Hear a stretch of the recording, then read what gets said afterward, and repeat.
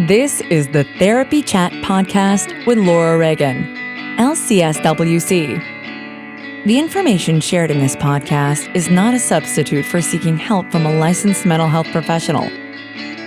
And now, here's your host, Laura Reagan, LCSW-C.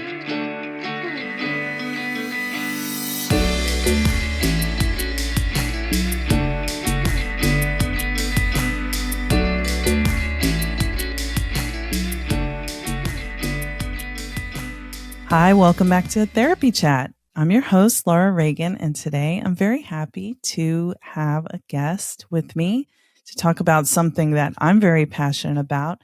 I'm here with Amber Trejo, LMFT, to talk about showing up authentically as a therapist for the benefit of clients to depathologize, especially trauma healing.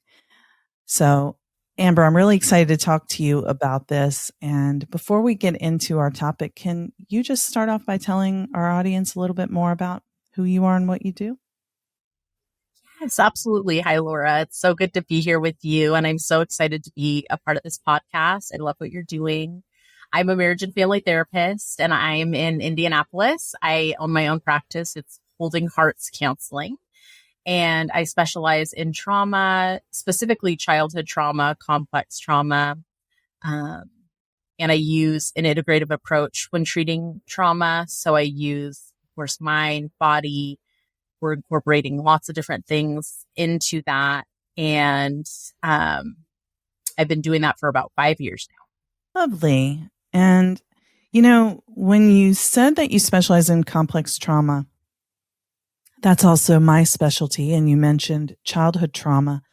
Can we take a second and just, for people who are listening, explain what complex trauma means? Yeah. So, and anything I miss, feel free to add on, because I feel like it's complex. It is. Dare I say. But yeah, so complex trauma is basically trauma that it's a reoccurring. So the chronic trauma would be reoccurring trauma, but complex trauma is really, it's a series of different multiple traumatic events that happen in our lifetime. And they often happen during our developmental ages. And it has a lot to do with our very interpersonal relationships. And so it's very, it impacts our sense of self really deeply. Mm-hmm. And I love that you said that. Yeah.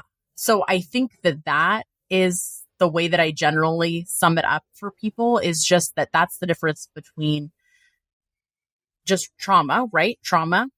It could be one incident. It could be there's so many different types of things that can be trauma. Yes. And when we think complex, I really think, those really close relationships, those really, really monumental stages in your life, and kind of like multiple things that happened that created this sense of self inside of the person, that would be different than somebody who didn't have those different experiences. So it's almost like with complex trauma, I'm curious what your take is on this, but it's almost like it's so interwoven into who we actually really is. Are. Yeah. Right? It's almost like, who am I apart from all of these different things that happened to me? Yeah, I love that. I love that you said that. And I thank you for giving that definition. And because I think that, for one thing, children are inherently dependent upon their caregivers, and they're powerless because they, at first we can't walk, we can't talk, we can't even move. When we're first born, we can move our arms and legs, but we can't even move our bodies. So we're really dependent upon our caregivers and the environment that we come into when we're born to be a safe holding environment for us and to meet all of our needs. We don't have the ability to really express our needs in detail when we're babies. And it's the hope that an attuned caregiver will be able to pick up on what we need and meet those needs, so there's attuning to the needs and then attending to the needs. And ideally, a baby would come into a warm and loving family that, values them and is so excited that they're there and has all the resources and capacity to really give that baby everything they need. But first of all, in our current time, in our culture, the way our society is so individualistic, families aren't together like they would have been, in earlier times, hundreds of years ago. And the consumerism and materialism that we live within keeps everybody just hustling all the time, busy, busy, busy. So, most babies are not coming into a family that's just like able to like nurture and hold. It's usually pretty stressed people. And many times the parents who the baby comes into their home are also have their own trauma. So they have gaps in how well they're able to be attuned to their baby when someone may not have been attuned to them. So I want to say that because I think that there's a lot of shame that we can carry in just feeling that we weren't loved the way we wish we could have been loved. And we assign that to something about ourselves that's lacking, when really there's so many factors that make it difficult for new parents to be able to, be everything that baby needs. And it doesn't mean they don't love them. But, as we go through childhood, all these little places where our needs weren't met impact our developing sense of self. I just love that you said how it impacts the sense of self, because that's such an overlooked concept, I think, in the way that we culturally think about trauma when people are thinking about it at all. And what you said about I'm on my little notes here. I drew this little scribble, like, that swirl is like us developing around, the experiences that we have. And it's like, that's one of the challenges of healing after experiencing developmental trauma, is that every age and stage that we go through is influenced by those experiences of either unmet attachment needs or traumatic experiences, losses, abuse, homelessness, instability, chaos, substance use in the home. There's just so many things that can impact us, and children take it on as, I caused this, this is this way because of me, Absolutely. Yeah. Yes. Did you see Inside Out 2? Just a little I caveat haven't. here. Okay. It's so good. But in it, they have the sense of self.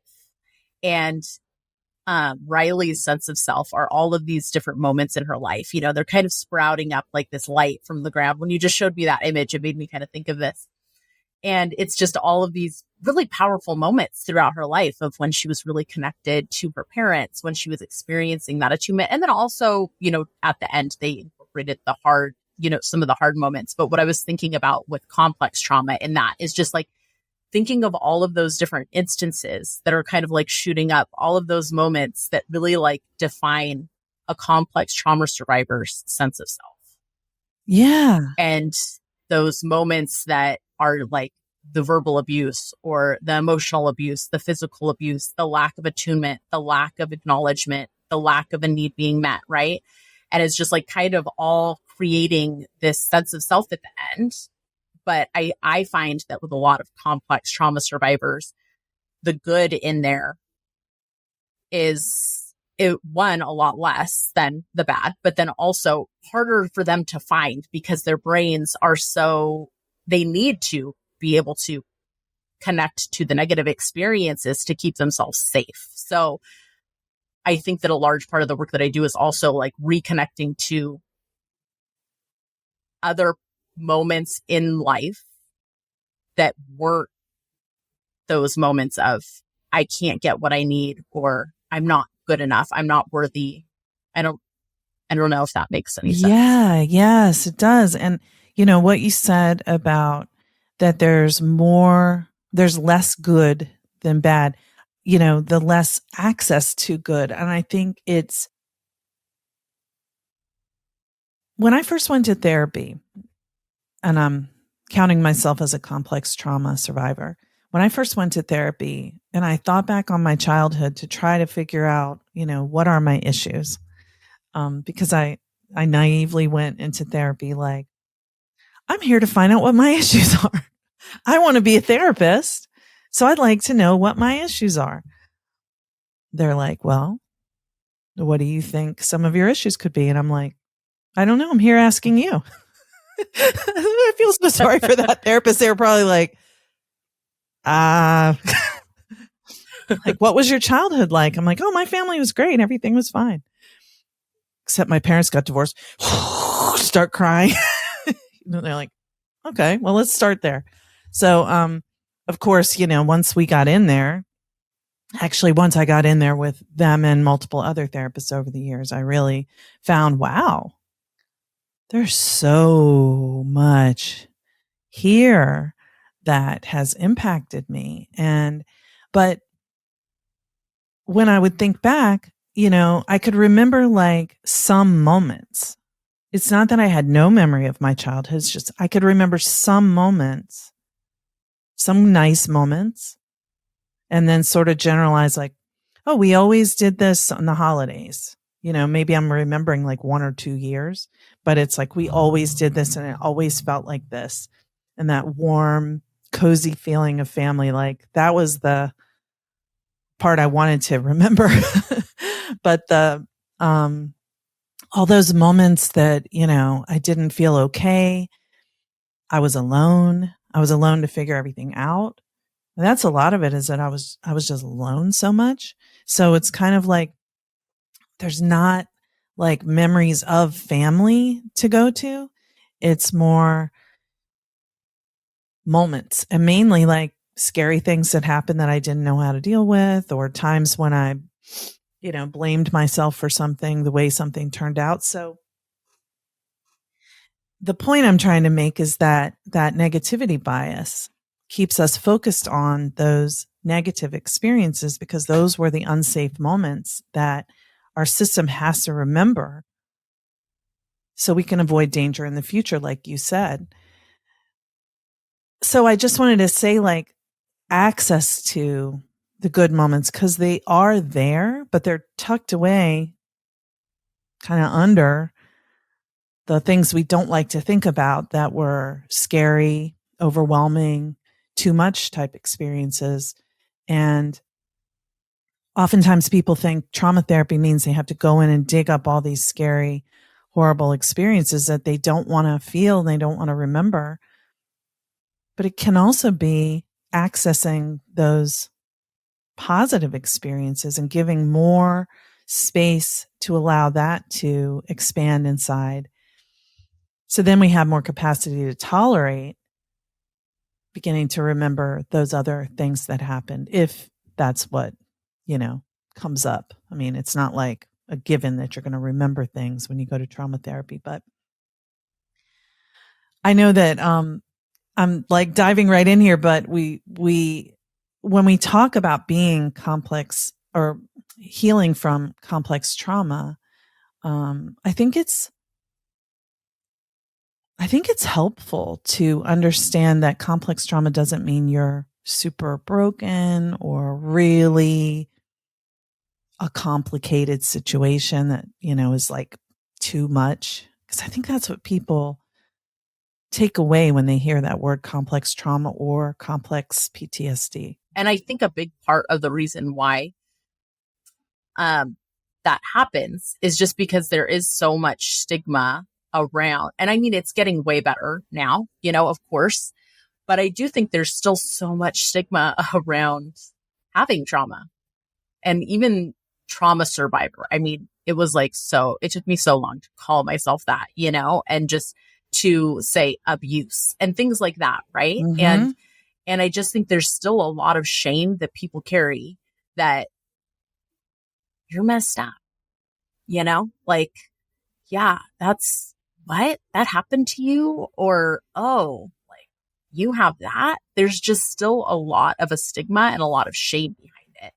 And I think that that's one piece that I do with my content creation. And the reason why I talk about being a trauma survivor is just to normalize that, like, oh, like it's people that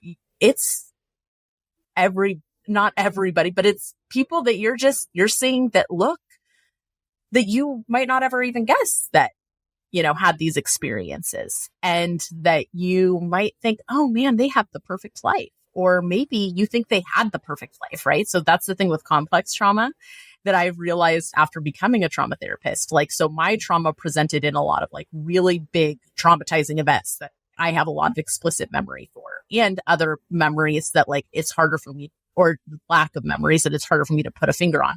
But what I've realized since working with complex trauma and really diving into trauma therapy is that, like, oh, a lot of the people that I thought that like I wanted their family life also had these experiences of being humiliated by their parents, or being talked down to, or just not being attuned to, being disregarded. And that, or was all about image, for instance, like with my family system, it was like there was no image. Like it was like and I wanted my mom to try a little bit harder, but like a lot of people's complex trauma comes from like, we have to maintain this image. Nobody can know what's happening behind closed doors. There's addiction going on. There's emotional abuse. There's just a complete disconnection from, yeah. Ooh, yes. I love that you brought that up. Yeah. Mental illness that's just not talked about because it's like, we don't want to talk about that. And so, yeah, I think that that's another big piece of it, is just that idea that it's out there and it's not necessarily what you think it looks like. Yeah. It's not just kids who are growing up in foster care and these types of things. That's a piece of it, but it's also these other elements as well. Yeah, I think there's a lot of misconception about that. People who appear really put together,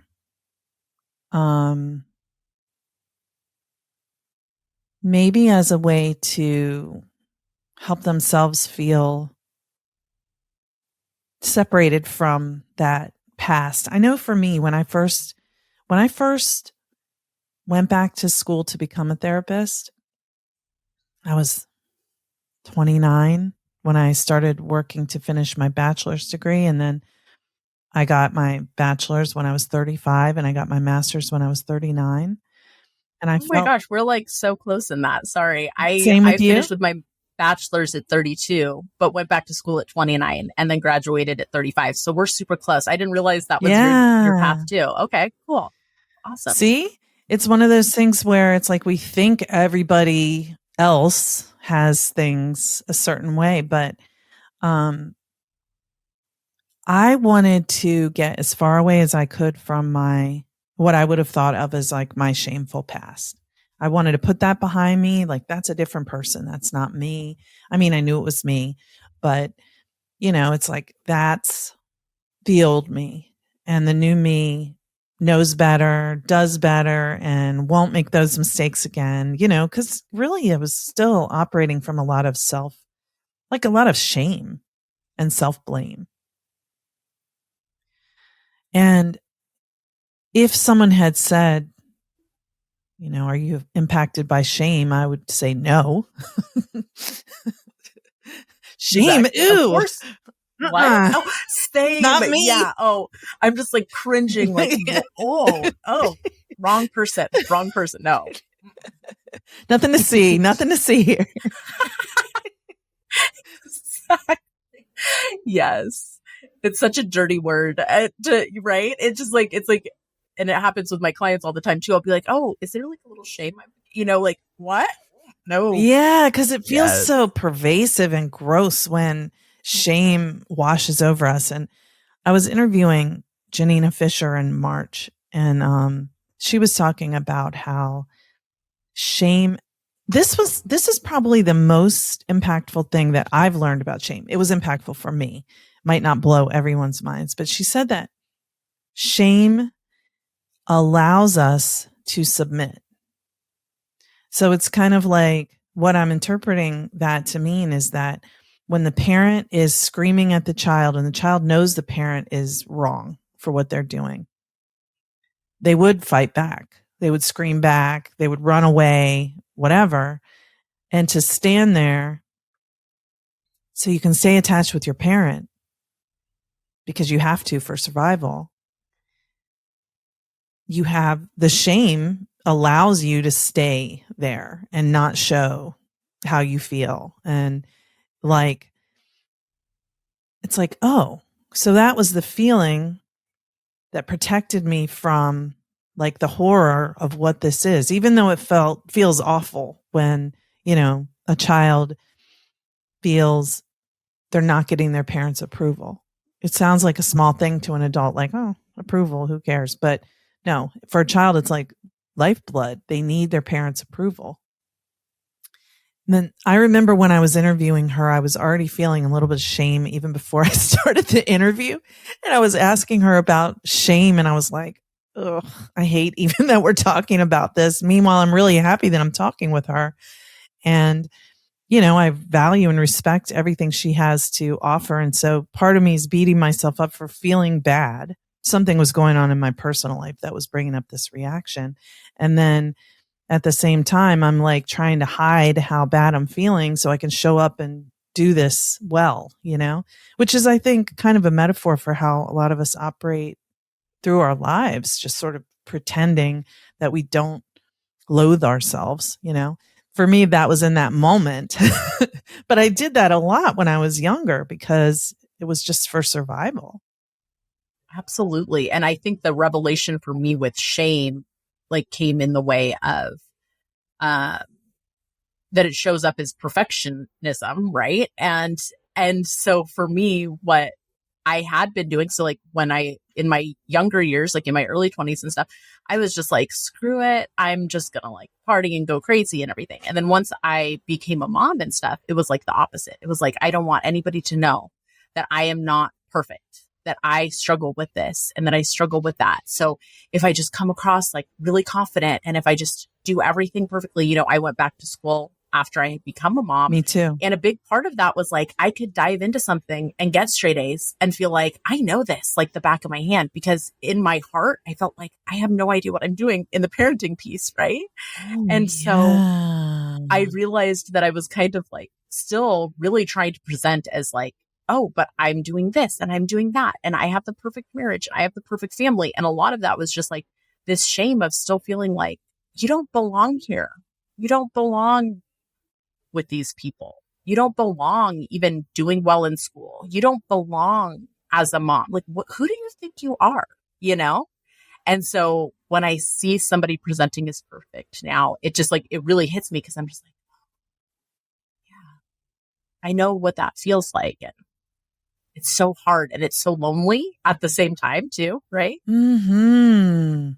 Yeah, it feels like hiding, running away from yourself, which is sad because there's nothing wrong with us, but there's these cultural ideals that women in particular feel a lot of pressure to fulfill, to try to look a certain way, try to always appear your best. Your value is in your appearance. That in itself is very harmful.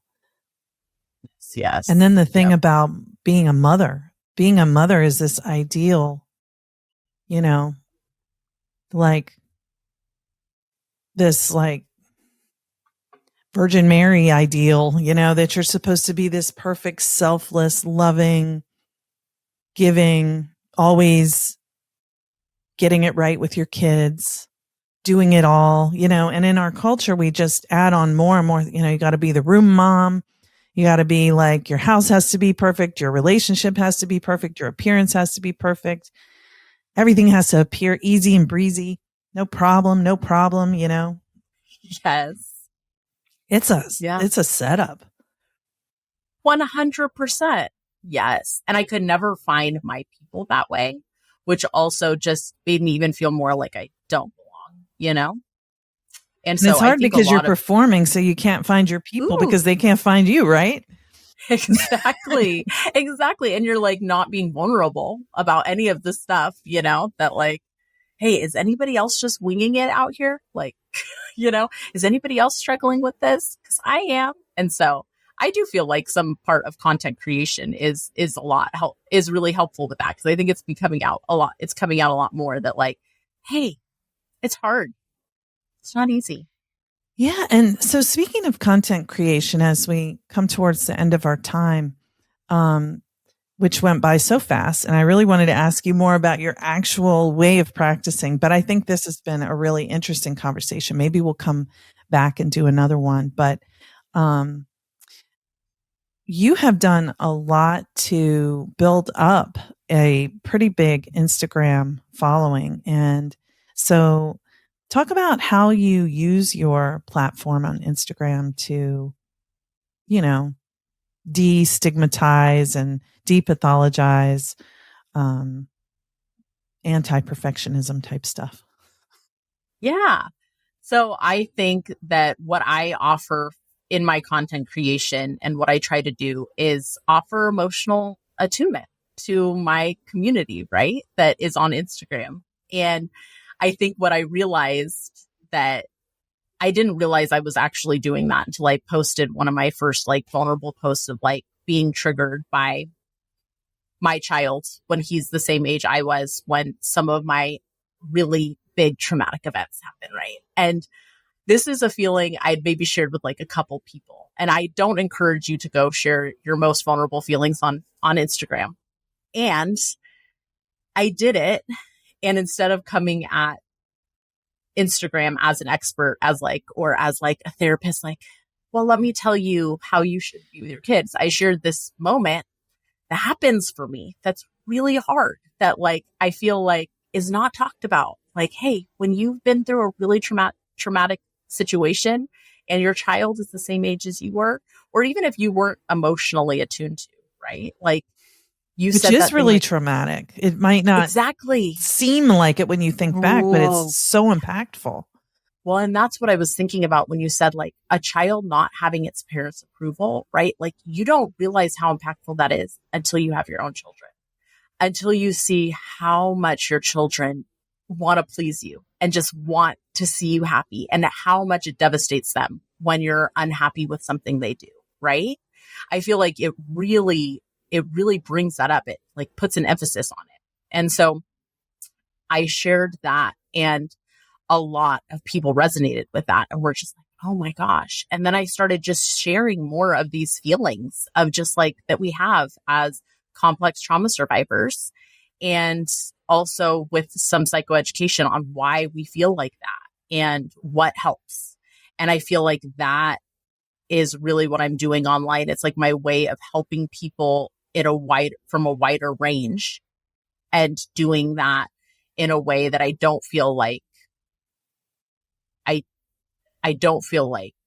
feel like it's different than some other people are doing, right? It feels different to me. I'm so glad you shared that. And, I think that right now, I must say, I'm glad that there is a lot of psychoeducation about all things related to mental health, especially the stuff that's accurate, that's on social media. I'm most appreciative of that. But I'm so glad that it's become normal for people to talk about mental health on social media, because it presents information to everyone where it just becomes a normal topic of conversation. But I think that a lot of therapists do, and I'm not criticizing anyone in particular, but I think that they feel like the best way to show up on social media is to teach people and provide like, if you feel this, you should do this, which I still feel can kind of have a flavor of like hierarchy and, talking down to people, that it might feel right in some ways, but I don't think it's really that helpful. I think when we say, I'm a therapist and I understand what it's like to struggle, because if you are human, you do know what it's like to struggle. And if you're a therapist who's pretending never to have struggled and only to know how to help everybody else not struggle, that just doesn't feel authentic. And I think it kind of just makes people feel, it kind of reinforces that stigma and that idea of, I'm broken, something's wrong with me. But it's safer. It feels safer as the one who's creating the content to do it that way. But I think for people, when they're consuming it, they're like, this is resonating with me. This feels right. This is what I want more of.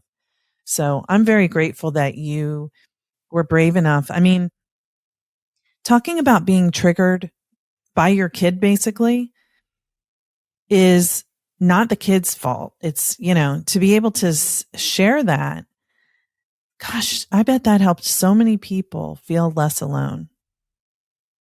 My gosh. Yes. And that was powerful. It was powerful to see. It made me realize like, it is worth it. I mean, I'm still protective over what I do share. I make sure it's something that I've somewhat already processed and coming from a grounded place. Exactly. But I do feel like, it's amazing how much attunement is really healing, right? Like being able to say, oh, I feel this way and I know what that feels like. That's powerful. Yeah. I mean, it helps other people go, oh, that's what that is. Oh, there's a name for this. Yeah. And it feels less lonely there. It does. I think one of the biggest secrets about becoming a parent is how much it shatters open or explodes our attachment wounds. And, it could be a beautiful opportunity for healing, or it could be an opportunity for totally reenacting what our parents did to us. And the difference is how cognizant, conscious, and aware and intentional you are with what you're doing as a parent. Oh, that is so true. And that's another big piece of what I feel like why I want to do what I'm doing, because I feel like once I understood what was happening for me, I was like, oh, okay, that's not so scary, right? Yeah. And I remember when I went to Psychotherapy Networker like 2 years ago, I did Bessel van der Kolk's workshop, and he was talking about how they do all of this research about trauma and all of this, and that like none of it gets to the people that it needs to get to, right? And so we're spending all of this money on research and all of these things, but it's hard for the people who actually need it to get it. And that's a large part of what you're doing right now. And that's a large part of what I'm doing with the content creation, is like breaking these concepts down really easily and in a way that people are just like, oh, okay, and feel less alone. And then in turn, like understand themselves and heal. And it's amazing. And I think that's beautiful that we have those types of things at our fingertips now. You're right. That's a beautiful concept to end with. I haven't thought about this that much that way. But if what we're doing is actually, because I'm like, why can't we put like signs on the inside of the bus that say, instead of screaming at your kids or hitting them, here's a more effective way to teach them how to, act right. I mean, to put it into what people are thinking about when they're doing that, they're trying to have their kid be able to be safe in society. And, they know what their parents did. So if that's what they know and they don't have other info coming in, then that's what they're going to repeat. But instead of me being upset that nobody puts it on buses, like we need a public health campaign. Maybe that's what this is, in a layman's way, or like for much more accessible and not through the government, that people can actually take these little nuggets of information and go, oh, I want to do things differently. I mean, that's a very hopeful idea. I can't believe I haven't thought of that before.